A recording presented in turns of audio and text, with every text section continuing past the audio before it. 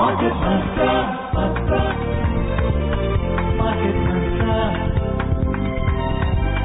Market Mantra,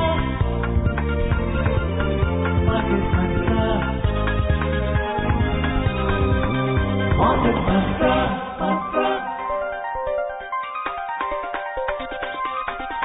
Market Mantra.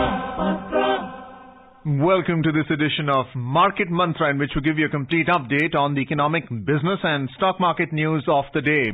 I'm Arjun Chaudhary and with me is my co-anchor in Hindi, Sonu Sood. धन्यवाद अर्जुन। नमस्कार श्रोताओं, market मंत्र में आपका स्वागत है। रोज की तरह आज भी हम आर्थिक, व्यापारिक और शेयर बाजार से जुड़े ताजा समाचार आप तक लाएंगे और उन पर चर्चा करेंगे। चर्चा के लिए ऑनलाइन आमंत्रित है वरिष्ठ आर्थिक विशेषज्ञ उदयन रे। उदयन, नमस्कार। मार्केट मंत्र में आपका स्वागत है। धन्यवाद। और अब अंग्रेजी में हेडलाइंस के साथ है Arjun Chaudhary. Benchmark domestic stocks fall marginally, snapping 6 sessions rally of gains amid mixed global cues. Sensex slips to 51,329 in fag and profit booking. Nifty closes at 15,109 and oil prices rise to a 13-month high due to demand recovery. वैश्विक संकेत मिले जुले रहने के बीच प्रमुख घरेलू सूचकांक 6 सत्रों से जारी तेजी का सिलसिला तोड़ते हुए मामूली गिरावट पर हुए बंद। कारोबार की समाप्ति से पहले हुई मुनाफा वसूली के चलते सेंसेक्स मामूली गिरावट से 51,329 पर बंद हुआ और निफ्टी 15,109 पर बंद हुआ। और मांग में सुधार के चलते तेल की कीमतें बढ़कर 13 महीने के उच्चतम स्तरों पर।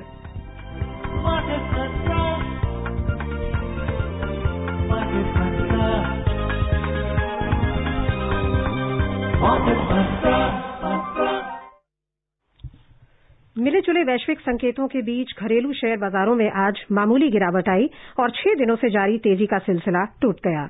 दिन में बाजार में तेजी का माहौल था, लेकिन कारोबार की समाप्ति से कुछ समय पहले हुई मुनाफा वसूली के दबाव में बंबई शेयर बाजार का सेंसेक्स 0.04% की मंदी से 20 अंक कम होकर 51,329 पर बंद हुआ। नेशनल स्टॉक एक्सचेंज का निफ्टी भी 0.04% की ही मंदी से 7 अंक कम होकर 15,109 पर बंद हुआ।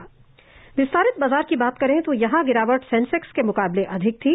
बीएसई मिड कैप सूचकांक 0.18% के नुकसान में रहा और स्मॉल कैप सूचकांक में 0.26% की गिरावट दर्ज हुई। Benchmark domestic stocks today fell marginally, snapping 6 sessions rally of gains amid mixed global cues. Losing gains of afternoon session due to fag and profit booking, Sensex fell by 20 points, 0.04% to 51,329. The NSE Nifty also slid by 7 points, 0.04% to trade at 15,109. The broader market at the BSE also declined, underperforming the Sensex. The BSE Mid Cap Index fell by 0.08% and the BSE Small Cap Index depreciated by 0.26%. In the Sensex pack, shares of 14 companies gained while 15 fell. Asian Paints was the top gainer as it climbed 3.7%, followed by ONGC, which gained 1.3%. Titan appreciated by 1.2%, while Larsen & Toubro and Axis Bank added 0.9%. On the other side, Mahindra & Mahindra declined by 3.6% and Bajaj Auto fell by 1.9%. Bajaj Finance slipped by 1.8%, while ITC and Sun Pharma both ended 1.7% down. In sectoral indices, 6 out of the 19 sectors gained. Consumer durable sectors gained by 1.4% and telecom rose by 1%. Shares of capital goods sector added 0.6%. On the other hand, 13 sectoral indices fell by up to 0.5% in fag and profit booking. The overall breadth of the BSE trade was negative as shares of 1,270 companies appreciated while 1,710 companies fell. Shares of 178 companies remained unchanged. Udayan, once again a warm welcome to your Market Mantra. Thank you. Well, then on Money Matters this afternoon, we spoke about how the volatility in the market had stabilized, but we saw the last hour profit booking by traders and the volatility index actually went up by 1.3%. Are we going to see a deeper correction in the market in the coming week because of what's happened today, or is it a one-off? Are we likely to see a sustainable 51,000 level for the Sensex? Arjun, the markets have been scaling new highs almost every day. So that is something which is like it doesn't happen once in 5 years, 6 years. It's one of those special situations when market is moving in one direction. So there would be periodically for profit booking. It might go down a little bit because it probably needs to consolidate, gather some breath, etc. But today, as you mentioned, there's a profit booking has happened. Then there was this important development where news came in about lesser number of new registrations of cars. So a lot of the automobile companies had been doing well, and there's a lot of upward sort of buy-in sort of sentiment. Now that sort of got equalized or normalized, if I can put. But things will again come back because there's going to be, if you take auto, there's going to be the scrappage policy. The details will come out very soon, and then there will be more information coming out about the stimulus. So some of the larger things that are propelling the markets ahead, they will still be at play, and unless there is some nasty surprise or unpleasant surprise coming in, you would see it at these elevated levels. तो एक और sector, आपने auto sector की बात की, एक और sector जो काफी आजकल सुर्खियों में है वो है बैंकिंग सेक्टर। इनफैक्ट जो ये बजट था उसमें बहुत बैंकिंग सेक्टर के लिए अनाउंसमेंट्स थी, रिकैपिटलाइजेशन को लेकर, बैड बैंक को लेकर। क्या लगता है आपको बैंकिंग सेक्टर का आगे चलकर क्या प्रोस्पेक्ट्स है? सोनू, अगर आप दो रिजल्ट्स देखें, एक तो एसबीआई और दूसरा पीएनबी। एसबीआई की तरफ ध्यान मैं आपका आकृष्ट करूंगा, क्योंकि एसबीआई में एसेट क्वालिटी के बारे में जो कमेंट्री की गई है, एसबीआई एक लीड बैंक है, लीड करता है, एंड वहां से काफी सिग्नल्स लोगों को बहुत हौसला मिल रहा है। न केवल वो बैंक है, परंतु वो एक पीएसयू बैंक है। तो पीएसयू बैंक का में फ्रंट रनर है, जनरली बैंक में भी फ्रंट रनर है, तो उससे काफी अंदाजा मिल रहा है कि जो इम्पैक्ट जो हमें एक नर्वसनेस थी कि एसेट क्वालिटी का क्या होगा, क्या वो मैनेज किया जा सकेगा। और अगर आप पीएनबी की भी कमेंट्री देखें तो उन्हें भी वो वहां पे भी मैनेजमेंट काफी कॉन्फिडेंट है कि जो स्लिपेज हो सकती है, बैड लोन बन सकता है, एनपीए बन सकता है रिस्ट्रक्चर्ड अकाउंट से, वो आउट ऑफ कंट्रोल नहीं जाएगा। तो ये एक आपको साइन बता रहा है कि ये जो आप रिकवरी देख रहे हैं वो ड्यूरेबल है, क्योंकि बैंक्स को जब रिकवरी होगा, अपवर्ड मूवमेंट होगा इकोनॉमी में, बैंक्स और एनबीएफसी भी तो उनको फंड करेंगे उस रिकवरी को, तो उनके पास वो फंड्स खाली मिलने चाहिए। और आपने बैड बैंक का जिक्र किया, तो ये सब चीजें उस तरफ बढ़ेंगी, पर ये इनके खुद की एफर्ट्स की वजह से काफी कुछ वो लोग जो प्रॉब्लम लोगों को लग रहा था आउट ऑफ कंट्रोल जाएगा, वो उतना बुरा नहीं है। बेसिकली अगर अंडरलाइन थीम देखें अक्रॉस द वर्ल्ड, ये है कि लोग ये पा रहे हैं कि वो जितना बुरा वो सोच रहे थे, रिजल्ट से उनको जो डेटा मिल रहा है वो उतना बुरा नहीं नजर आ रहा है। इस वजह से एक बहुत जबरदस्त उछाल मिल रहा है बार बार मार्केट को। Udayan, you spoke about public sector banks. In fact, since the budget was announced with reforms of disinvestment and privatization, and earlier we saw the merger and consolidation of public sector banks numbering 14 in total into 4. How do you see a labor union strike actually derailing the plans of the government, which has been seen as reformative and forward-thinking? Well, these are things that inevitably happen, and I'm sure the labor unions and other employees, they have their concerns, and I'm sure this is not something that cannot be sorted out. Their concerns can be taken into account and not disregarded, because after all, they have been serving loyally and wonderfully their customers and the nation. So these things do come up, and people have apprehensions, and their interests need to be safeguarded. I'm sure it will be taken care of, and it will not be steamrolled, I'm very sure. And eventually, Arjun, all these oppositions that come, they get sorted out, and people, there's a lot of information that needs to be shared. Interest needs to be protected. These will get worked out, Arjun. Udayan, अगर हम अभी की जो हालात है उनको देखें तो ग्रोथ ओरिएंटेड बजट आया है, आरबीआई की जो पॉलिसी आई है वो एकोमोडेटिव रही है। ये दोनों डेवलपमेंट्स पिछले सप्ताह ही हुई हैं जिनसे हमने एक बहुत जबरदस्त रैली भी देखी अपने बाजार में। कंपनी रिजल्ट्स बहुत उत्साहजनक आ रहे हैं, जैसे आपने अभी बैंकिंग का भी मेंशन किया। Vaccination drive never before pace पे, मतलब एक अद्भुत स्पीड पकड़ रही है। और यूएस फिस्कल स्टिमुलस एक रियलिटी बनता दिख रहा है, संभावना जताई जा रही है कि शायद इसी महीने आ जाएगा। तो इस पूरे पॉजिटिविटी के माहौल में आपको कौन सी ऐसी चीजें लगता है जो नेगेटिव सरप्राइजेस हो सकती हैं या नेगेटिव ट्रिगर्स हो सकते हैं जिनके बारे में बाजार को कॉशियस रहने की जरूरत है? देखिए सोनू, वो तो बाजार को मालूम है। सबसे पहला है तेल के दाम बढ़ रहे हैं जी। तो आप आज का क्लोजिंग के बारे में मेरे को तो ज्ञान नहीं है, तो वो $60 के आसपास ऑलरेडी पहुंचता हुआ नजर आ रहा है। और जैसा कि हम जाते हैं $65 पे आके हमारी इकोनॉमिक्स खराब हो जाती है। तो सप्लाई कट की वजह से या जिस मर्जी वजह से वो अगर दाम बढ़ जाता है तो हमारी इकोनॉमिक्स पे असर पड़ सकता है, इन्फ्लेशन पे पड़ सकता है। दूसरी बात है, कई इंडस्ट्रीज में इनपुट कॉस्ट बढ़ रहे हैं। हमारे पैंडेमिक के वक्त, महामारी के वक्त काफी कॉस्ट कटिंग की वजह से आपने देखा होगा कि नंबर्स बड़े अच्छे आए हैं क्योंकि प्रॉफिटेबिलिटी बढ़ी है, क्योंकि कॉस्ट कटिंग की गई थी। अब अगर इनपुट कॉस्ट बढ़ने लग जाता है तो वहां पे एक स्क्वीज सा बन जाता है। तीसरा जो चीज चिंताजनक बात यह है कि गवर्नमेंट बोरिंग सिर्फ भारत में ही नहीं, विदेश में भी, अमेरिका में भी बहुत बोरिंग हो रही है। अब इसके चलते अगर बॉन्ड यील्ड बढ़ जाता है, उसमें दो चीजें होती हैं। एक तो आपकी इक्विटी मार्केट्स में इंटरेस्ट ज्यादा बढ़ रहा है क्योंकि वहां पे डेट मार्केट्स में लोगों को लगता है कि उससे बेहतर तो वो इक्विटी में इन्वेस्ट करेंगे। इसका मतलब एलिवेटेड रिस्क लेवल्स आपके इन्वेस्टमेंट में हो रहे हैं।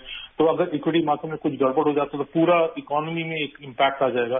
दूसरा है कि जहां पे आपको लोअर रिस्क डेट मार्केट्स हैं, जैसे यूएस है, वो अट्रैक्टिव है, तो वहां पे एक अगर ऐसे माहौल बन जाता है कि जहां यूएस ज्यादा अट्रैक्टिव लगने लग जाता है तो काफी हद तक फंड्स उस तरफ मूवमेंट वापस जा सकते हैं। तो ये कुछ 3-4 चीजें हैं जो आपके 5-6 महीने में प्ले आउट कर सकते हैं। Udayan, if you look at the options market, which follows a cash market movement, the index for the Nifty has been at 15,100 level. Do you see it holding on sustainable at that level? Because if you look at the call option where you have option investors betting that the markets will actually go up, they're actually betting that the market will strike 15,500, 16,000, and then you have call writers also. So how do you see the market, both the Sensex and Nifty, at the current level? Is it sustainable for the coming week and for the next week as well, or do you expect a deeper correction? Well, there would be these periodic down moves, profit booking, some news comes which is not making you feel great. But Arjun, for quite some time, I suspect that the markets will remain at elevated levels. They're not going to hit 60,000 or something like that very soon. But, it will just, at some point, it will probably remain elevated at these elevated levels for quite some time. In the past, there have been times when we have reached certain landmark figures as far as the index is concerned, and then we have gone down. Now, my sense is that we'll probably remain around these levels, let's say 5-6% or so, plus minus, for some time, because there are lots of other things waiting to come. And there's lots of positive news that seems to be coming from the U.S., where there is projection of some people are projecting a 6% half-yearly growth in the second half of the calendar year for the U.S. That's massive, even taking into account the base effect. So all these things are waiting to happen. So I suspect that we would find the markets to be at these elevated levels for some time now. Udayan, अगर हम मार्च के लोज से देखें तो अभी तक ना सिर्फ लार्ज कैप कंपनीज बल्कि मिड कैप, स्मॉल कैप सभी 100% से ऊपर का उछाल दर्ज कर चुकी है। इनफैक्ट स्मॉल कैप ने सबसे ज्यादा किया है, 125%। तो ये जो ब्रॉड बेस्ड रैली है, ये क्या इंडिकेट कर रही है बाजार के स्ट्रेंथ के बारे में, और आपकी ब्रॉडली राय क्या होगी इन्वेस्टर्स के लिए ऐसे बाजार में जो इतना हाई लेवल्स पे, एलिवेटेड लेवल्स पे, और अब जैसा आप कह रहे हैं कि इन लेवल्स पे स्टडी रहने की उम्मीद है?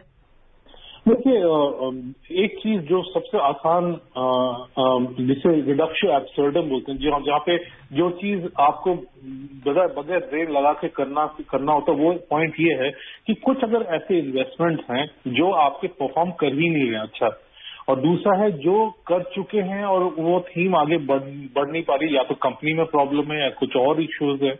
मैं इक्विटी रिलेटेड इन्वेस्टमेंट्स के बारे में बात कर रहा हूँ, तो उनको तो इस लेवल में बिल्कुल बेच देना चाहिए, एग्जिट कर जाना चाहिए, क्योंकि और देखना चाहिए कि आप कौन से दूसरे थीम में जा सकते हैं, कौन दूसरे स्टॉक में जा सकते हैं, दूसरे म्यूचुअल फंड में जा सकते हैं, और अनलेस आपके ऊपर टैक्स का कुछ इम्पैक्ट आ रहा है, वो तो एक नंबर ये है। दूसरा है कि आपको ऐसे माहौल में जिसे rotation, sector rotation, theme rotation, वो देखना पड़ता है, क्योंकि आप मान लीजिए मान लिया आईटी में आप निवेश कर रहे थे और वो इतना ज्यादा बढ़ गए, 25, 30, 40 और जितने भी % बढ़ गए, तो क्या हो रहा है, आईटी से जुड़े हुए जो रिस्क फैक्टर्स हैं वो आपको ज्यादा प्रभावित कर सकते हैं आपके ओवरऑल पोर्टफोलियो को। तो वहां से आपको हट के देखना पड़ेगा कि वो और कौन से नए थीम्स आ रहे हैं जहां पे आप निवेश कर सकते हैं। जैसे कि आप पाएंगे कि जैसे गैस से जुड़े हुए स्टॉक वो बेहतर करने लगे, वो आप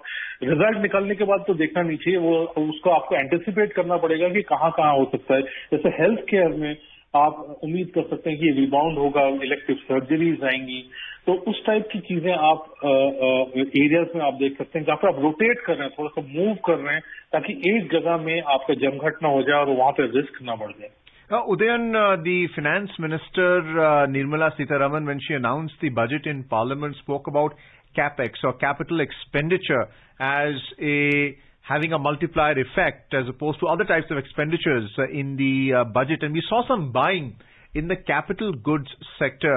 How interested are your FIIs and your domestic institutional investors who are looking to buy capital goods stocks like Larsen & Toubro and others? Well, Arjun, with the kind of risk-on kind of scenario that has come in, second is people are, they all go hand in hand. If you're getting interested in banking, then you would be interested in capex, you'll be interested in auto. They all move hand in hand. They tend to be a little cyclical, or little or largely cyclical. So if you think that the economy is going to do well, then you per force will think that the infrastructure is going to do well, and therefore you would like to invest in that story as well.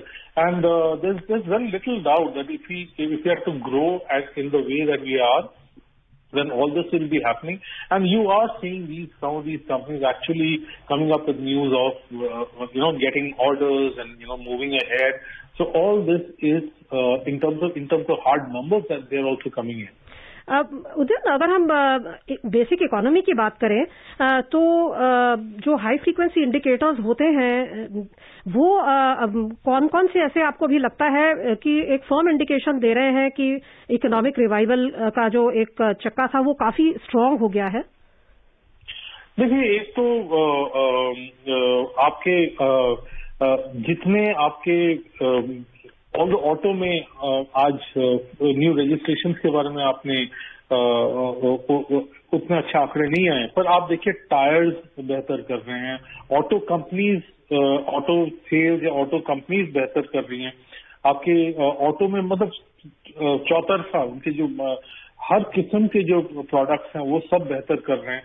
आप जो बातचीत हो रही है आप उसके बारे में नहीं बात कर रहे हैं, एफएमसीजी के बारे में उतना नहीं बात कर रहे हैं, दूसरे एरियाज के बारे में बात कर रहे हैं। तो ये सब चीजें आप इनफैक्ट देखिए, कुछ जो आपके हेल्थ केयर के स्टॉक्स हैं वो भी आपको जो नंबर्स वहां पे देख रहे हैं वहां पे आपको रिवाइवल नजर आ रहा है। कुछ कंपनियां तो हैं वो 80% प्री कोविड लेवल्स तक पहुंच गई हैं। आप जैसे कि आपको बताऊं कि कोविड के चलते कोविड ट्रीटमेंट्स की सारा बैंडविड्थ ले रहा था हेल्थ केयर कंपनीज का, अब और इलेक्टिव सर्जरी और हेल्थ टूरिज्म जो होता है इंटरनेशनल उसके ऊपर इम्पैक्ट हुआ था, तो वो 80% लेवल तक पहुंच गए हैं। तो ये कुछ चीजें जो हैं ये आपको दिखा रहे हैं कि आगे बढ़ेगा। और जीएसटी भी रिकॉर्ड लेवल पर जो है, पावर जनरेशन रिकॉर्ड लेवल पर है, ये सब भी इंडिकेटर बिल्कुल है। और द फैक्ट दैट हम चाहते हैं कि तेल का हमारे ऊपर तेल के डिमांड का बुरा असर ना पड़े, वो एक तेल की खपत भी मेरे ख्याल से मेरे पास आंकड़े तो नहीं है, आई एम श्योर उसमें भी आप देखेंगे कि वो बड़ा है। तो ये कुछ चीजें टेल दिखा रहे हैं। पर जैसे कि मैंने आपके प्रोग्राम में पहले भी कहा कि स्टैटिस्टिक्स जो है वो कुछ कैप्चर जरूर करता है, काफी कुछ कैप्चर करता है, पर एज पॉलिसी जब आप कर रहे हो आपको ये जानना चाहिए कि वो स्टैटिस्टिक्स क्या क्या कैप्चर नहीं करती। तो जिनकी नौकरियां गई थी, जिनके जो बिजनेसेस स्ट्रेस्ड हैं, जो लोन रिस्ट्रक्चर कर रहे हैं, तो उनको प्रोटेक्ट करना है, उनको वो करना है, उनका ध्यान रखना है, क्योंकि आप बाकी इकोनॉमी अगर आगे निकल जाती, बाकी तबके अगर आगे निकल जाते हैं और वो आगे नहीं निकल पाते तो वो ड्रैग कर जाएगा हमारी ग्रोथ को। जी, तो ये टारगेटेड अप्रोच की जरूरत है जो सरकार अपना भी रही है। आइए रुक करते हैं करेंसी बाजार का। डॉलर में कमजोरी के बीच रुपया आज 8 पैसे की मजबूती से 72 रुपए 89 पैसे प्रति डॉलर के स्तर पर पहुंच गया। 6 प्रमुख मुद्राओं की तुलना में डॉलर की मजबूती मापने वाला डॉलर सूचकांक दिन के कारोबार में 0.38% की मंदी से 90.59 पर आ गया। रुपए में लगातार स्टेबिलिटी है, इसको आप कैसे देखते हैं? देखिए, ये काफी कुछ हमारे जैसे कि FIIs ने काफी खरीदारी की है और काफी डील्स आपके वापस बन रहे हैं, तो ये इसके चलते आपके रुपए को मजबूती मिल रही है। और वो एक जो हमें चिंता थी कि पिछले साल की स्लाइड करके दोबारा अफेक्टेड ना हो जाए, तो वो प्रॉब्लम नहीं हो रहा है। पर रुपए के बारे में अगर हम बात करें, जैसे 2 साल पहले कुछ अर्से पहले जब तेल के दाम बहुत बढ़ गए थे और हमारे रुपए के ऊपर असर पड़ा था, हमें वो उसका बहुत ध्यान रखना है कि ताकि हमें वो एडवर्सली इम्पैक्ट ना करे। Udayan, we have seen that the importation of gold has been facilitated by reducing the customs duty from 18% now to an effective rate between 10 and 11%. And then you have rising oil prices that you just mentioned.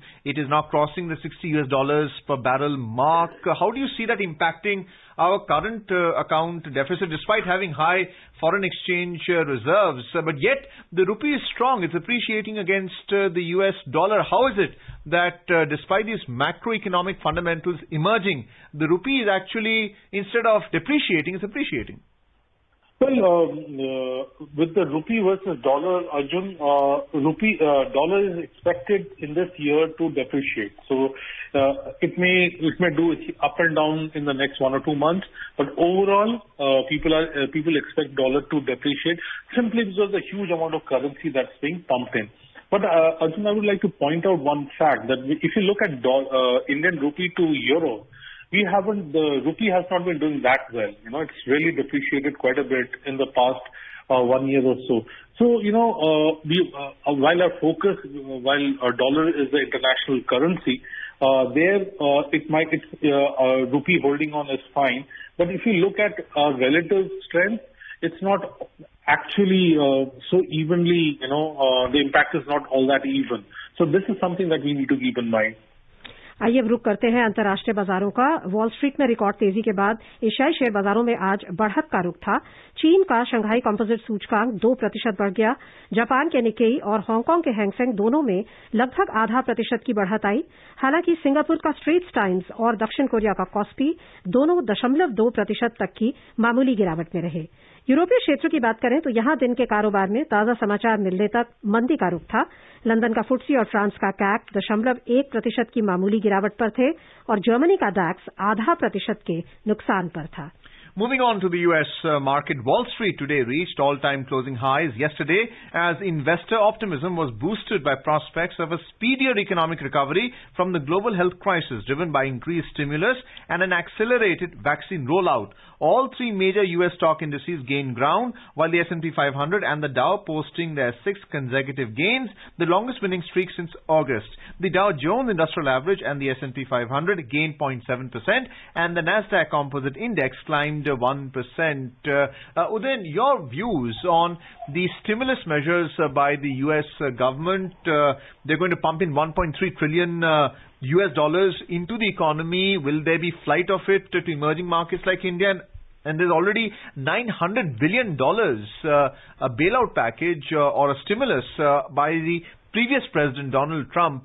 Despite these measures, the stock markets have picked up. But what about the fundamentals of the U.S. economy, its bond market, how its budget, its lending practices, how is that going to improve? Well, Arjun, as we rightly pointed out, the bond market out there is slightly sort of spooked in a certain way. I mean, to put it, it's not exactly spooked, but I would say that they're kind of concerned, and it's showing up in all the indicators in the bond market, because so much of borrowing, if it's going to hit the market, then obviously the market is going to react to it. But Arjun, the punt which the U.S. government is taking is this, that you borrow now and get the economy to grow, because they expect very, very robust sort of recovery. Remember, Arjun, before the COVID pandemic started, they were really doing well. And it's just that suddenly the people were taken out of the economy. The capital, the infrastructure, everything was there, and suddenly people had to be taken away from their workplaces.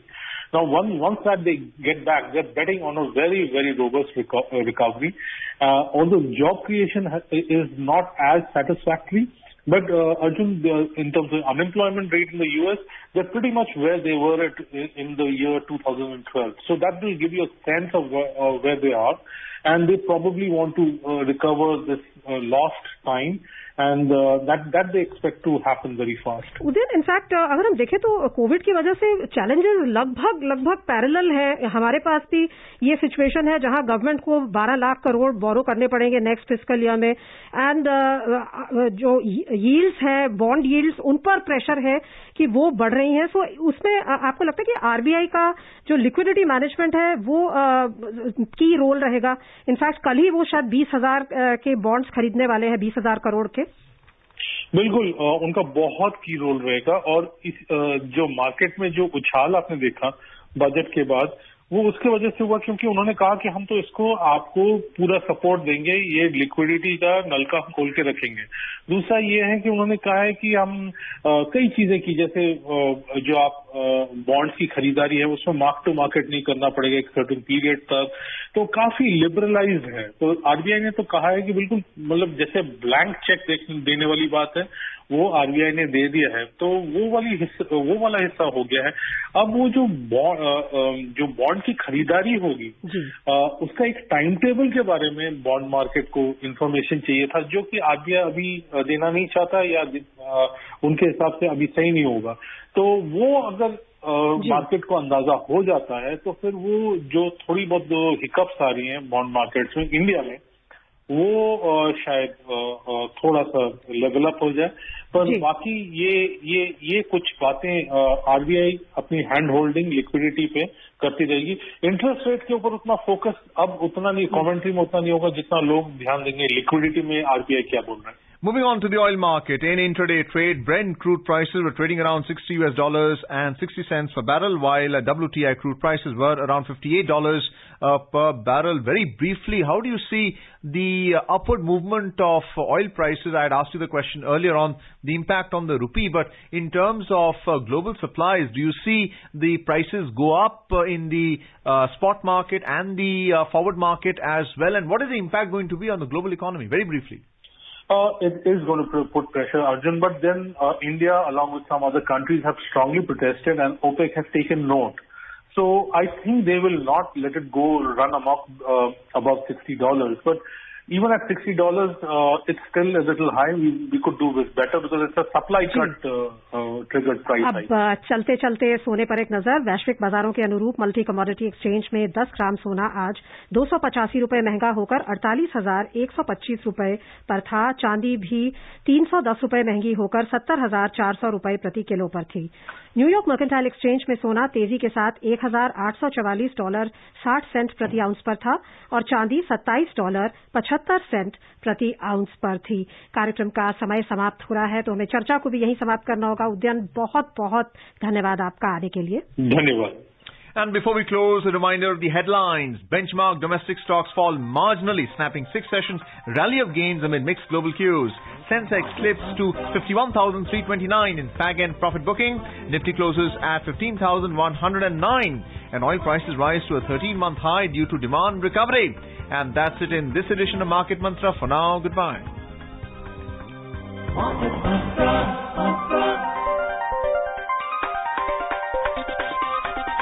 Market Mantra.